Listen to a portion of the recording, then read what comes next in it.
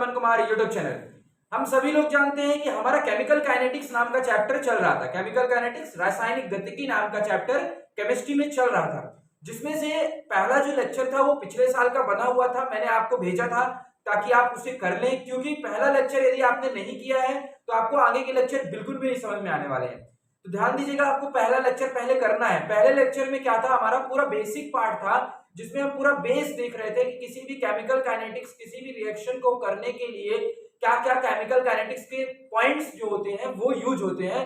वो सारा चीजें हमने पहले लेक्चर में देखा था। अगर आपने नहीं किया कर लीजिए। आज हम जो लेक्चर देख रहे हैं ये भी बहुत इंपॉर्टेंट लेक्चर है, हमारे बोर्ड और जेई और नीट तीनों चीजों से रिलेटेड बहुत ज्यादा इंपॉर्टेंट है। इस लेक्चर में हम जीरो ऑर्डर रिएक्शन की बात कर रहे होंगे। किस ऑर्डर रिएक्शन की? जीरो ऑर्डर रिएक्शन की। देखिए, जो रिएक्शन का ऑर्डर होता है वो कुछ भी हो सकता है, जीरो भी हो सकता है, 1 भी हो सकता है, 2 भी हो सकता है एंड दिस ऑल थिंग्स। तो हम लोग कुछ ऑर्डर रिएक्शंस का डेरिवेशन देख लेंगे कि भैया जीरो ऑर्डर रिएक्शन का डेरिवेशन क्या होता है, फर्स्ट ऑर्डर रिएक्शन का क्या डेरिवेशन होता है, और फिर उसी तरह हम जनरलाइज कर देंगे कि बाकियों का क्या होगा। तो ये जो वीडियो है, इस वीडियो में हम जीरो ऑर्डर रिएक्शन को डिस्कस कर रहे होंगे और साथ ही साथ इस वीडियो में हम फर्स्ट ऑर्डर रिएक्शन को भी डिस्कस कर रहे होंगे। जीरो ऑर्डर और फर्स्ट ऑर्डर रिएक्शन, दोनों ऑर्डर रिएक्शन को हम एक साथ इस वीडियो में डिस्कस कर रहे होंगे। तो हो सकता है कि थोड़ा सा ये वीडियो बड़ी बन जाए। चलिए स्टार्ट करते हैं। तो देखिए, जीरो ऑर्डर रिएक्शन की हम सबसे पहले बात करेंगे। किस ऑर्डर रिएक्शन की बात कर रहे हैं? जीरो ऑर्डर रिएक्शन की। तो जीरो ऑर्डर रिएक्शन में होता क्या है एक्चुअली में?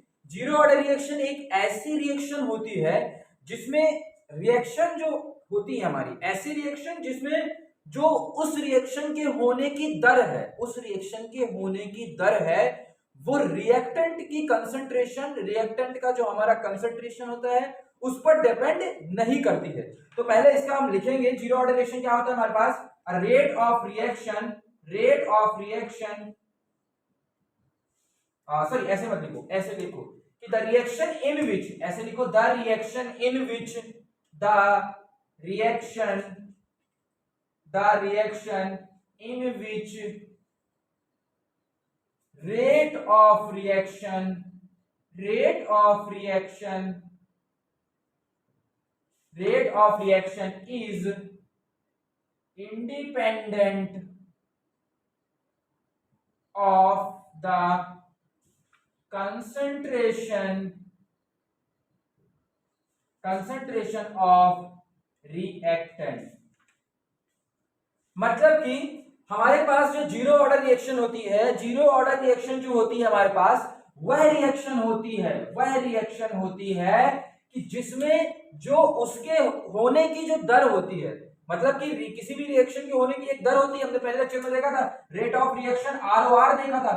तो रेट ऑफ रिएक्शन जो होगी, जो रेट ऑफ रिएक्शन होगा वो क्या होता है? कंसंट्रेशन ऑफ रिएक्टेंट के क्या होता है? इंडिपेंडेंट होता है, मतलब उस पर निर्भर नहीं करता है। रिएक्शन के होने की दर जो होती है उसके रिएक्टेंट के कंसंट्रेशन पर डिपेंड नहीं करती है। अब रिएक्टेंट क्या होता है? आप जानते हो रिएक्टेंट जो होता है हमारा लेफ्ट साइड वाला होता है कोई भी रिएक्शन में, और प्रोडक्ट जो होता है हमारा राइट साइड वाला होता है। तो इसको हम ऐसे बोल सकते हैं कि rate of reaction, rate of reaction is independent, यानी कि अगर मान लो कि रिएक्टेंट का कंसंट्रेशन A है तो उसकी पावर क्या होगा हमारे पास? जीरो होगा। तो ये हमारे पास, ये हमने बोला पहले डेफिनेशन पार्ट देखा हमने कि जो रेट ऑफ रिएक्शन होती है वो कंसंट्रेशन ऑफ रिएक्टेंट के इंडिपेंडेंट होती है। चलिए अब एग्जांपल के थ्रू इसको डेराइव करने की कोशिश करते हैं। लेट हमारे पास एक A जो है वो B में कन्वर्ट हो रहा है। समझना ध्यान से, इस चीज को समझ लोगे तो मान लो आगे के जो डेरिवेशन करूंगा या आगे के जो न्यूमेरिकल्स होंगे वो सब अच्छे समझ में आएंगे। यदि A है हमारा B पे बन रहा है, पहले A था फिर B बना, प्रोडक्ट बना, ठीक है। तो मान लो t बराबर 0 और t बराबर t, दो समय के लिए हम बात कर रहे हैं। कसम से देखो, झूठ नहीं बोलना। कितने समय के लिए हम बात कर रहे हैं? एक बार t बराबर 0 और एक बार t बराबर t के लिए बात कर रहे हैं। तो जब t बराबर 0 था तो पूरा ये A0 था, मान लो इसका इनिशियल कंसंट्रेशन मान लीजिए A0 है। तो ये शुरुआत में कितना था? A0 था। फिर बाद में कितना, ये स्टार्टिंग में ये कितना, ये A0 था और B वाला कितना था? 0 था। क्योंकि जब समय 0 है, जब हम मार्केट से गए A को खरीद के लाए तो केवल हमारे पास A था। जब तक वो रिएक्शन नहीं करेगा तब तक B बनेगा नहीं। तो शुरुआत समय में हमारे पास केवल A था, A0, और B हमारे पास नहीं था। कुछ समय बाद क्या हुआ कि रिएक्शन हुई, सब कोई ना कोई रिएक्शन हुई और A टूट करके B में बदल गया, तो मान लीजिए X टूट गया तो A0 में से X टूट गया। जब X टूट गया A में से, तो हमारे पास B कितना बनेगा, X बनेगा किस समय पे, T समय पे, किसी टाइम T की स्थिति। तो किसी टाइम T की स्थिति आप देख सकते हैं क्या आ गई हमारे पास, ये A का कंसंट्रेशन A0 माइनस एक्स और B का कंसंट्रेशन X आ गया। अब अपने को रेट ऑफ रिएक्शन का समीकरण निकालना है, रेट ऑफ रिएक्शन की इक्वेशन निकालनी है। तो बताओ रेट ऑफ रिएक्शन को आप कैसे लिखोगे, आप खुद मुझे बताना। रेट ऑफ रिएक्शन को यदि ए के टूटने की दर के अनुसार लिखना है, तो हमने बोला था कि जब हम रिएक्ट कैसे लिखते हैं, डीए बाई डीटी। ये हमने फर्स्ट लेक्चर में देखा था कि यदि किसी का भी रेट ऑफ रिएक्शन लिखना होता है तो हम कैसे लिखते हैं, डीए बाई डीटी बस। और उसमें हमने ये भी देखा था कि जब हम इधर साइड वालों का रेट ऑफ रिएक्शन लिखते हैं तो उसमें लगाते हैं माइनस, और जब हम इधर साइड वालों का लिखते हैं तो क्या लगाते हैं, प्लस में लिखते हैं। जब बी का लिखेंगे तो प्लस में लिखेंगे। तो देखो अब ए का तो हमारे पास minus D A by D T लिख दिया, बी का चलो एक काम करते हैं, बी हमारा बाद में एक्स बना तो हम इसका लिख देते हैं D x by D T. इस चीज को हमने पता है हमें, और ये चीज हम पहले भी इस चीज को और भी देख चुके हैं हम कि जो रेट ऑफ रिएक्शन होती है, जो रेट ऑफ रिएक्शन होती है हमारी, वो हमेशा क्या होती है, बराबर होती है। चाहे ए का लिखो चाहे बी का लिखो, वो हमेशा क्या आएगा, बराबर आएगा। और इस चीज को ध्यान दो, हमें बी के बनने का दर, बी के बनने का, ये रेट ऑफ रिएक्शन ऑफ किसका है, बी का है। तो जिसमें जैसे हमें अगर एक एक्सप्रेशन निकालना है, कोई भी एक्सप्रेशन निकालना है, कोई भी इक्वेशन निकालनी है, तो वो एक्स के फॉर्म में होगी। अब एक्स के फॉर्म में होगी तो इसका इस्तेमाल करें कि इसका इस्तेमाल करिए, आप लोग बताओ। इसका इस्तेमाल करेंगे तो इंटीग्रेशन में हमारे पास नहीं आ पाएगा, तो हम क्या करेंगे, इस वाले रेट ऑफ रिएक्शन का इस्तेमाल करके डिराइव करने की कोशिश करेंगे। तो चलिए स्टार्ट करते हैं। dx बाई dt जो है वो हमारे पास रेट ऑफ रिएक्शन है, इज इक्वल्स टू, अब क्या करें बताओ, ये जो लिखा हुआ है, ये जो हमारे पास है, ये क्या है, रेट ऑफ रिएक्शन क्या है हमारे पास, k a की पावर 0 है। तो अगर हम बात करें k पहले मत लिखो, तो रेट ऑफ रिएक्शन को ऐसे लिखेंगे कि रेट ऑफ रिएक्शन जो होता है वो देखो क्या बोले थे, इंडिपेंडेंट होता है। कंसंट्रेशन ऑफ रिएक्टेंट के क्या होता है, इंडिपेंडेंट होता है। लेकिन अपन डायरेक्टली प्रोपोर्शनल पे सिंबल, इंडिपेंडेंट मतलब होता है उस पर निर्भर नहीं करता है, निर्भर नहीं करता है मतलब ए की वैल्यू यहाँ नहीं होनी चाहिए, इसीलिए ने ए की पावर 0 लिखे हैं, क्योंकि ए की पावर 0 जो होता है वो कितना हो जाता है, 1 हो जाता है। तो इसकी वैल्यू कितनी है, 1 है। तो यहाँ ए तो आ नहीं रहा है, मतलब ए नहीं आ रहा है, मतलब रिएक्टेंट नहीं आ रहा है, इसका मतलब रेट ऑफ रिएक्शन क्या है कि रिएक्टेंट से इंडिपेंडेंट है। तो जो हमारे पास रेट ऑफ रिएक्शन है इसी में अपन कर रहे हैं, रेट ऑफ रिएक्शन की जगह क्या लिख देंगे, dx बाई dt, जो किसके डायरेक्टली प्रोपोर्शनल है हमारे पास, a की पावर 0 के। तो अब बताओ जब a की पावर 0 है तो इसको क्या कर दोगे आप, dx बाई dt, a की पावर 0 है तो इसको 1 कर दोगे आप लोग। फिर आप ये जानते हो, फिजिक्स में आप पढ़ रखे हो, मैं फिजिक्स में कई बार पढ़ाया हूं आपको कि जहां जहां ये सैंपल होता है डायरेक्टली प्रोपोर्शनल को, उसको हटाते तो कोई ना कोई कांस्टेंट आता है। तो मान लो यहाँ कांस्टेंट कितना आ गया, k आ गया।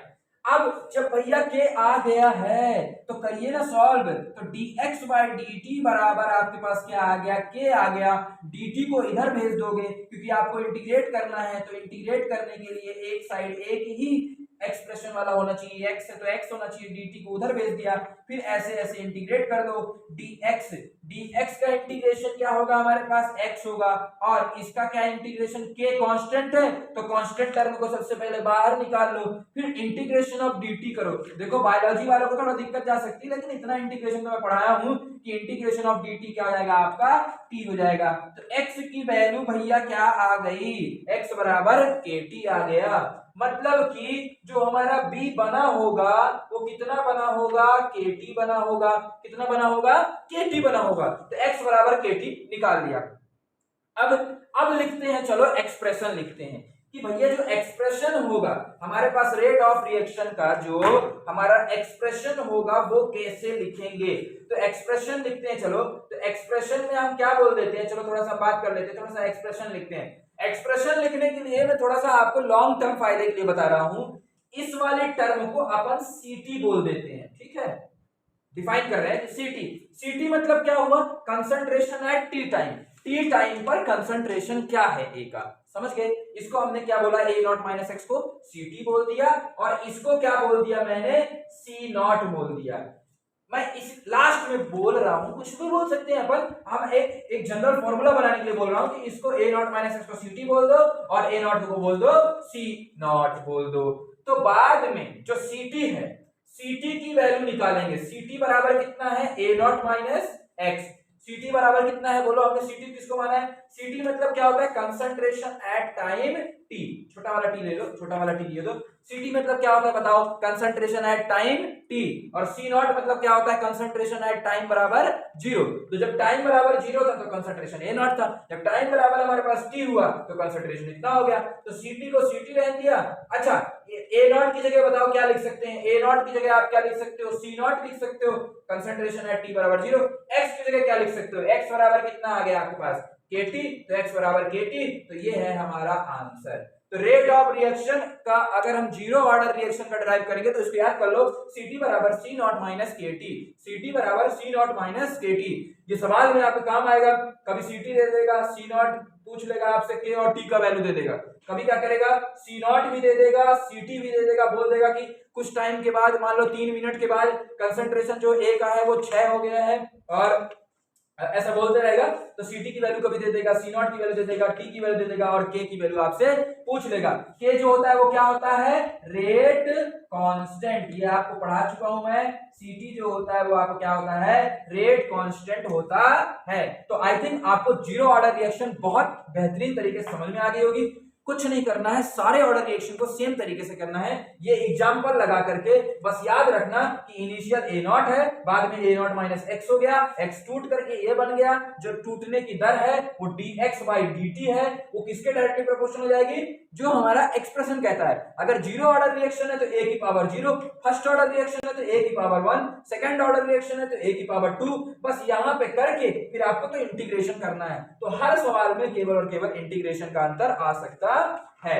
चलिए अब बात कर लेते हैं भैया फर्स्ट ऑर्डर रिएक्शन की। आपने जीरो ऑर्डर रिएक्शन की बात कर ली, अब आप बताइए फर्स्ट ऑर्डर रिएक्शन में क्या एक्सप्रेशन आ रहा होता है। तो देखिए सब लोग ध्यान से देखिएगा, जब फर्स्ट ऑर्डर रिएक्शन को अपन करते हैं तो फर्स्ट ऑर्डर रिएक्शन में और जीरो ऑर्डर रिएक्शन में अंतर केवल इतना है कि हमें डेरिवेशन का अंतर हो जाएगा, मतलब कि हमें जब डेराइव कर रहे होंगे ना यहाँ पे तो इंटीग्रेशन अलग हो जाएगा। तो बात करते हैं फर्स्ट ऑर्डर रिएक्शन की। तो भैया फर्स्ट ऑर्डर रिएक्शन क्या कहती होगी, तो फर्स्ट ऑर्डर रिएक्शन देखो, रेट ऑफ रिएक्शन जब इसकी लिखेंगे तो डायरेक्टली प्रोपोर्शनल टू अपन क्या लिखेंगे, ए की पावर, यहाँ 1 लिखेंगे, वहां क्या लिखे थे, ए की पावर 0 लिखे थे। तो जब ए की पावर 0 लिखे थे तो ए की पावर 0 1 बन गया था, तो rate of reaction directly proportional to 1 आ गई थी। तो इसीलिए हमने बोला था पहले जीरो ऑर्डर रिएक्शन में कि ए से वो इंडिपेंडेंट है। लेकिन यहाँ पे इंडिपेंडेंट नहीं बोल पाऊंगा, क्यों नहीं बोल पाऊंगा, क्योंकि ए की पावर 1 है, ए की पावर 1 है, इसका मतलब रेट ऑफ रिएक्शन जो है वो एक कंसंट्रेशन ऑफ रिएक्टेंट के डायरेक्टली प्रोपोर्शनल है, मतलब कि समानुपाती है। तो इसकी रिएक्शन की क्या डेफिनेशन आएगी, इसमें रिएक्शन की क्या आएगी, reaction in which rate of R का मतलब होता है रेट ऑफ रिएक्शन। आप पेपर में, बोर्ड पेपर में पूरा लिखिएगा रेट ऑफ रिएक्शन। तो reaction in which rate of reaction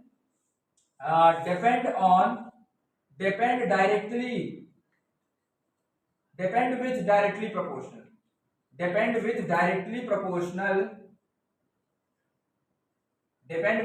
proportional on concentration को शॉर्ट फॉर्म में लिख रहा हूं, कंसंट्रेशन है, आप पूरा लिखेंगे कंसंट्रेशन ऑफ रिएक्टेंट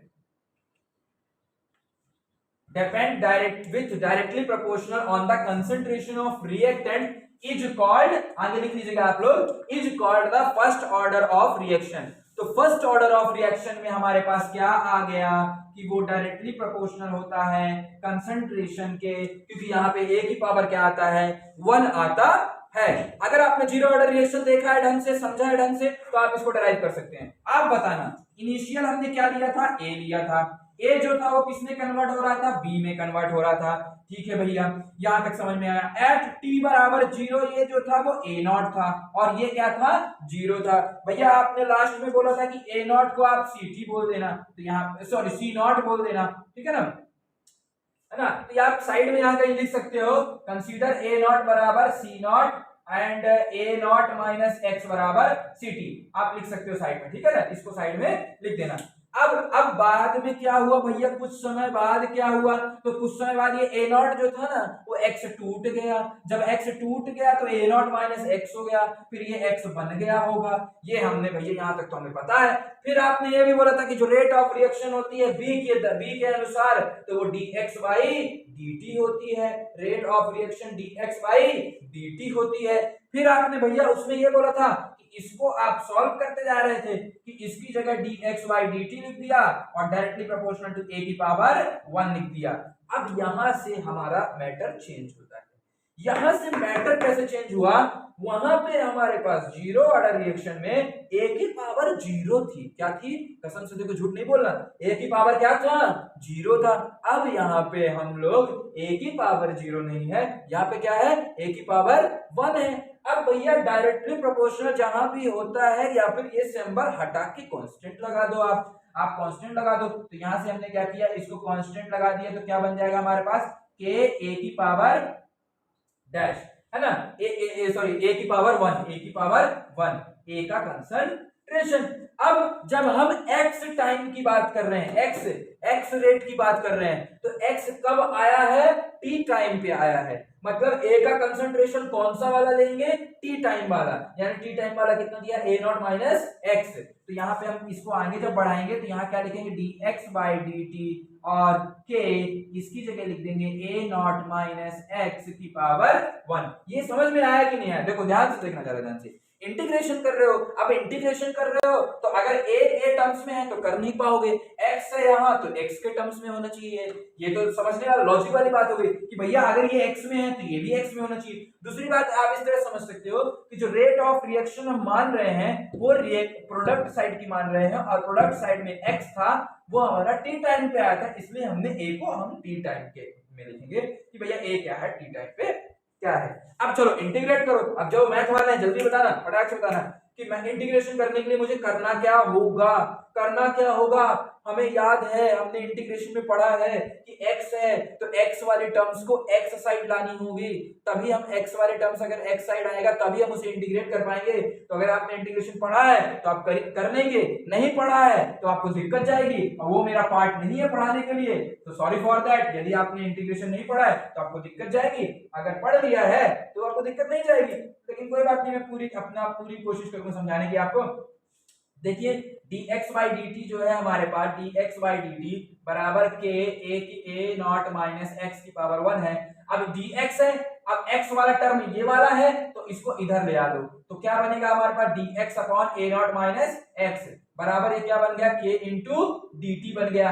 अब दोनों साइड क्या करो भैया, इंटीग्रेट कर दो। इसका तो आपको इंटीग्रेशन पता है ना, k इंटू dt का क्या आएगा आपका पट्टी आ जाएगा। अब जब कभी भी इंटीग्रेट करते हैं तो कांस्टेंट टर्म क्या आती है हमारे पास, c आती है। अच्छा जब तुम लोगों ने वो वाला किया होगा, इसको किया होगा dx बराबर dt इंटू k, ये जीरो ऑर्डर वाले में, तो आपका यहाँ x आया था और ये क्या आया था आपका k इंटू टी आया था, यहाँ पे भी कांस्टेंट c आएगा, समझ रहे हो। वहां पे नहीं किया हो तो चल जाएगा, कोई दिक्कत नहीं है, लेकिन फिर भी अगर आप करना चाहो तो यहाँ पे कर सकते हो। और जीरो ऑर्डर में भी यहाँ पे भी कांस्टेंट क्या आएगा हमारे पास, c आएगा।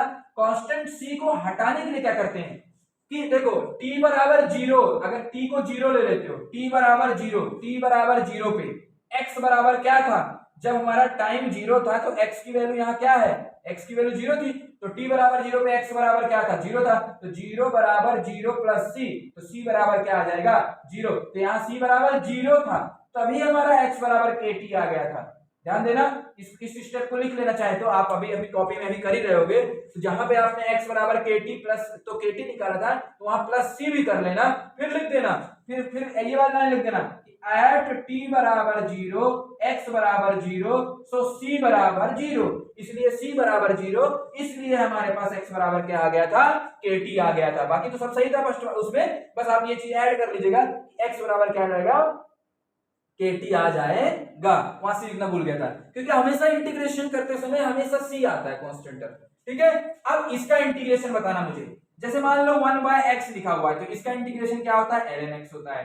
तो ये भी इसको x टाइप का समझो, तो इसका इंटीग्रेशन क्या आ जाएगा, ln x आ जाएगा। x ध्यान देना, एक चीज और आपको ध्यान देनी होगी कि जब इसका करते हैं 1/x का तो ln x आता है। x देखो यहाँ पॉजिटिव था तो यहाँ भी प्लस होता है। अब यहाँ पे x के आगे माइनस है, तो जब हम इसका करते हैं 1/x का इंटीग्रेशन करते हैं तो ln x आएगा, इसके आगे माइनस है तो यहाँ भी क्या आ जाएगा, माइनस आ जाएगा, जिससे इंटीग्रेशन बनता है वो बड़े अच्छे से कर सकता है। इसका हमने 1/x को ln x से किया और x के आगे कांस्टेंट माइनस था तो माइनस यहाँ आ गया। अब c की वैल्यू निकालो, तो c की वैल्यू निकालने के लिए हम क्या करते हैं, एट t बराबर 0 x बराबर 0। जब t बराबर 0 था तो x की वैल्यू कितनी थी, 0 थी, तो x की वैल्यू भी 0 रखते हो। और अब इसको यहाँ कर रहा हूँ, ठीक है ना, नीचे वाला नहीं मिटाना चाहता मैं ताकि मैं आपको बाद में समझा सकूं। तो ये t बराबर 0 पे x बराबर 0 है, तो x को क्या कर दोगे, यहाँ पे x को 0 कर दो और t को भी 0 कर दो, तो यहाँ से कितना बनेगा आपको, माइनस ln a, ध्यान देना, माइनस ln a, x तो 0 हो गया बराबर t भी 0 हो गया, तो c की वैल्यू कितनी आ गई, minus ln a। Put the value of c in this equation. जब आप इस इक्वेशन में c की वैल्यू पुट करेंगे तो आपके पास क्या आ जाएगा, minus ln a minus x बराबर kt, c की value minus ln a। c की वैल्यू पुट करना बहुत जरूरी है, ध्यान दीजिएगा, इसीलिए मैंने आपको c की वैल्यू निकालना सिखाया है।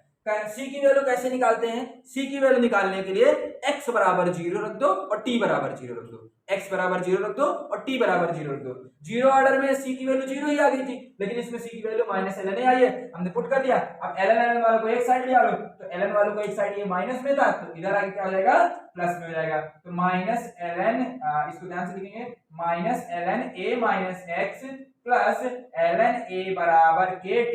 तो अब ये दोनों देखो, अब इसको समझने की कोशिश करना, ये क्या वो लिखा हुआ है, ln log m minus log n, इसको log m minus log n के फॉर्म में कर सकते हैं। तो log m minus log n का फॉर्मूला क्या होता है, log m बाई n, तो log m minus log n, तो ये n है और ये m है, तो क्या आ जाएगा हमारे पास, log,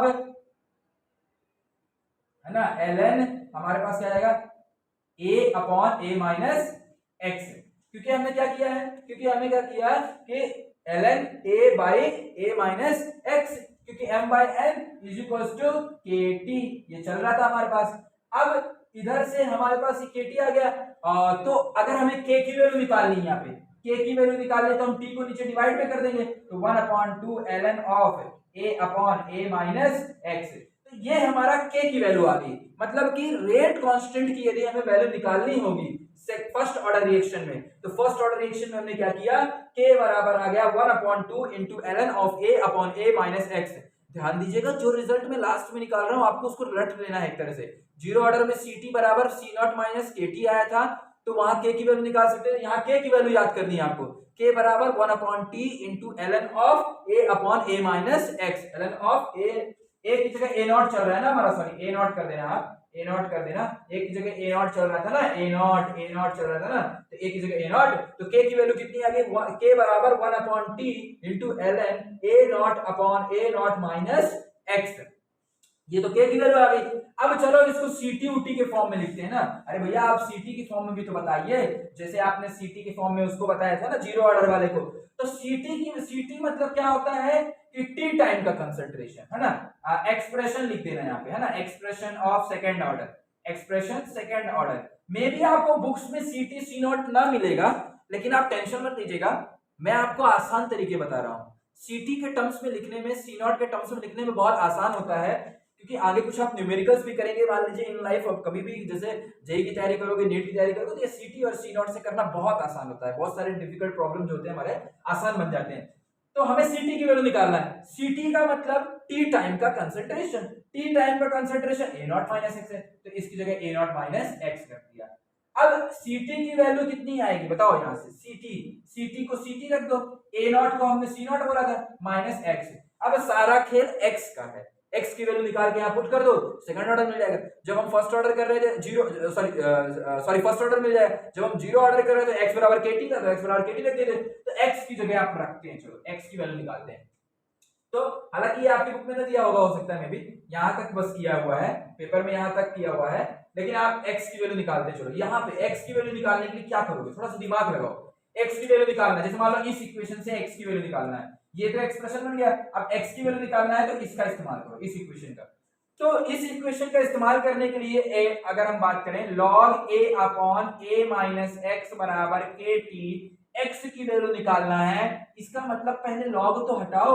अब जब log हटता है, समझना ध्यान से, जब log इधर जाता है तो क्या बन जाता है, e की पावर kt बन जाएगा। ये तो आपको पता होगा ना, जब log को उधर भेजते हैं तो वो e की पावर में जाता है। नहीं पता है तो पता कर लो, आज जान लो कि भैया जब log इधर जाएगा ना तो वो e की पावर kt के फॉर्म में बन जाएगा। अब e की पावर kt के फॉर्म में बन जाएगा। अब x नॉट की वैल्यू निकालनी, x की वैल्यू निकालनी है तो इसको पहले इधर क्रॉस मल्टीप्लाई कर दो, तो a नॉट माइनस x और e की पावर kt। अब e की पावर kt को दोनों साइड अंदर मल्टीप्लाई कर दो, तो a नॉट e की power kt minus x e की पावर kt। अब x की वैल्यू निकाले, x को एक साइड रखो, बाकी सबको इधर साइड भेज दो, तो a नॉट को इधर भेज देता हूं, x वाली टर्म को इधर ला देता हूं, तो x e की पावर kt बराबर a नॉट e की पावर kt और माइनस a नॉट। बोलो यहां तक समझ में आया कि नहीं आया, है ना, मार्कर है ना। तो यहाँ तक हमारे पास ये a नॉट को उधर भेज दिया, a नॉट e की power kt a minus a not. a not यहाँ से कॉमन ले लिया आपने, जब a नॉट आप यहाँ से कॉमन ले लेंगे, जब a नॉट कॉमन ले लेंगे तो आपके पास अंदर कितना बचा, e की पावर kt माइनस 1, और x निकालना है तो x के साथ ये मल्टीप्लाई है तो इसको इधर साइड क्या कर दोगे आप, डिवाइड कर दोगे। जब डिवाइड कर दोगे तो कितना बन जाएगा आपके पास, e की पावर kt है और ये ऊपर है तो दोनों से डिवाइड होगा, तो a नॉट इससे भी डिवाइड होगा e की पावर kt और इससे भी e की पावर kt डिवाइड होगा, माइनस 1 अपॉन e की पावर kt, तो ये से एक हमारा 1 हो जाएगा। तो ये कितना आ गया, a नॉट 1 माइनस e की पावर kt है, जब ऊपर ले जाओगे तो क्या बन जाएगा, e की पावर माइनस kt बन जाएगा। जब ऊपर ले जाओगे तो क्या बन जाएगा, देखो kt है ना, तो ऊपर ले जाएगा तो माइनस kt, तो x बराबर कितना आ गया हमारे पास, इतना आ गया। अब x बराबर इतना आ गया तो हमारे पास ct बराबर कितना आ जाएगा, c नॉट, और x ct बराबर c नॉट, और इधर कितना आ गया a नॉट और 1 माइनस e की पावर माइनस kt, और a नॉट की वैल्यू क्या होती है हमारे पास, a नॉट बराबर क्या होता है, a नॉट को हम बोलते हैं c नॉट, तो c नॉट रख दो, a नॉट हमारा c नॉट था, माइनस 1 माइनस e की पावर माइनस kt। अब c नॉट दोनों में जगह है, इसमें भी c नॉट है, इसमें c नॉट है, c नॉट को कर लो कॉमन आउट, तो ये हमारे पास 1 minus 1 minus minus plus e की पावर माइनस kt, तो ये माइनस माइनस कैंसिल, तो ct बराबर कितना आ गया आपके पास, ct बराबर c नॉट, ये 1 से 1 cancel, ct e not e की पावर माइनस kt, ये हमारा आंसर। ct बराबर कितना आ गया, c नॉट e की पावर माइनस kt। अब देखो, अब क्या होगा, बहुत सारे ऑब्जेक्टिव्स जो होंगे आपके इस फॉर्मूले से सॉल्व होंगे, बहुत सारे इस फॉर्मूले से। तो आपको k का फॉर्मूला याद रखना है, k बराबर 1 upon t ln a not upon a not minus x, ऊपर साइड c नॉट वाला कंसंट्रेशन, नीचे side c not minus x वाला कंसंट्रेशन। अब जब मैं बोला ct के टर्म्स में लिखूं तो ct बराबर a नॉट माइनस x होता है, x की वैल्यू निकालनी होगी, तो x की वैल्यू निकालने के लिए मैंने इस एक्सप्रेशन का इस्तेमाल किया। जब मैंने इस एक्सप्रेशन का इस्तेमाल किया, हमें x चाहिए, मतलब log को इधर भेजना पड़ेगा, जब मैं log को इधर भेज दूंगा तो वो e की पावर kt बन जाएगा। x चाहिए हमें, तो इस पूरे को हमने इधर साइड क्रॉस मल्टीप्लाई कर दिया, x वाले फिर अंदर मल्टीप्लाई कर दो तो x वाला अलग हो गया, तो x को एक साइड बाकी सबको इधर साइड, तो x वाले को एक साइड रखा बाकी सबको इधर साइड। अब इसको और थोड़ा सिंप्लीफाई करने के लिए हमने क्या किया, हमने पढ़ रखा है तो ये इसके साथ भी डिवाइड होगा, इसके साथ भी होगा, अलग अलग कर दिया तो कट गया 1, और फिर हमने देखा कि ये नीचे साइड e की पावर kt आ रहा था, ऊपर साइड कर दिया, फिर हमने इधर रख दिया। अब a नॉट को हम c नॉट बोलते हैं तो a नॉट को c नॉट बोल दिया। अब फिर से और सिंप्लीफाई हो रहा है तो c नॉट इससे कॉमन ले लिए, क्योंकि दोनों में c not multiply c not common ले लिए, तो अंदर बचा 1 माइनस 1 और माइनस माइनस प्लस e की पावर माइनस kt, ये कट गया, तो ct बराबर c नॉट e की पावर माइनस kt आ गया। अब मैं बार बार जोर क्यों दे रहा हूं आपको पढ़ाने के लिए, बार बार इसको जोर क्यों दे रहा हूं कि ct बराबर c नॉट e की पावर माइनस kt आप याद कर लीजिए, क्योंकि इसलिए आपका डेरिवेशन कोड में आता ही है, साथ साथ में आपका इससे जेई के सवाल बहुत सारे हो जाएंगे, नीट के सवाल आप बहुत आसानी से केमिकल काइनेटिक्स से कर लोगे। ग्राफ वगैरह पूछता है तो इससे आप ग्राफ वगैरह बना के बहुत जल्दी कर लोगे, क्योंकि देखो e की पावर समथिंग में है, मतलब डिक्रीजिंग ग्राफ बनेगा, वो बना के दिखा दूंगा ऐसा, ठीक है ना। तो कंसंट्रेशन वर्सेस अगर हम टाइम का ग्राफ बनाते हैं, कंसंट्रेशन वगैरह टाइम का ग्राफ बनाते हैं तो ऐसा ऐसा ग्राफ बनता है, तो माइनस है इसका मतलब डिक्रीजिंग बनेगा, और e की पावर में है मतलब ऐसे स्लोप वाला बन रहा होगा। तो ये आपको फॉर्मूला याद रखना है, ये वाला फॉर्मूला याद रखना है। क्या करते हैं, कुछ नहीं करना है, t बराबर 0 पर कंसंट्रेशन a नॉट था, इसका उसका 0 था, x कटा। अब जैसे मान लो सेकंड ऑर्डर का निकालने को बोलता है आपको, मान लो गलती से कभी सेकंड ऑर्डर का आ गया तो a की पावर 2 कर देना। तो हम फिर इंटीग्रेट करते समय a0 माइनस एक्स की पावर 1 है तो a0 माइनस एक्स की पावर 2 हो जाएगा, फिर ये इधर नीचे आएगा, फिर आपको इंटीग्रेशन करना पड़ेगा। तो जितना ज्यादा ऑर्डर का पूछेगा बस इंटीग्रेशन हमारा डिफिकल्ट होता जाएगा, और बाकी तो प्रोसेस ये ही है। मान लीजिए आप इसके आगे नहीं भी कर पाते हैं, इंटीग्रेशन नहीं कर पाते तो कोई दिक्कत नहीं है, आपको कुछ मार्क्स तो मिल जाएंगे एटलीस्ट, यदि आपको प्रोसेस याद है तो। थैंक यू लवर्स, मिलते हैं नेक्स्ट वीडियो में, तब तक के लिए आप इसे पढ़ लें और आगे बढ़ें।